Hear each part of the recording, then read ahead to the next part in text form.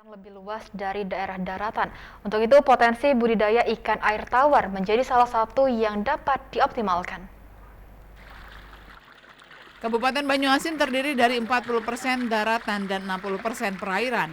Daerah ini sangat berpotensi sebagai daerah penghasil ikan air tawar yang terus dikembangkan masyarakat menggunakan kolam maupun keramba. Kepala Dinas Perikanan Kabupaten Banyuasin, Septi Fitri mengatakan, budidaya ikan di Banyuasin cukup tinggi. Dalam satu hari, ikan patin yang dipanen oleh petani mencapai 40 ton. Untuk mengatasi kelangkaan ikan air tawar, pemerintah Banyuasin dalam waktu dekat berencana akan membuat kampung ikan toman yang nantinya budidaya ikan dilakukan di bantaran aliran Sungai Musi, tepatnya di Kecamatan Rantau Bayur.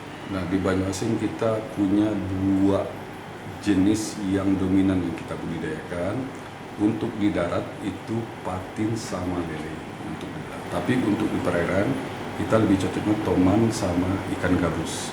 Jadi memang kondisi kita umumnya Banyuasin ini kurang lebih 70% itu perairan. Jadi untuk di perairan kita lebih cocok itu ikan toman.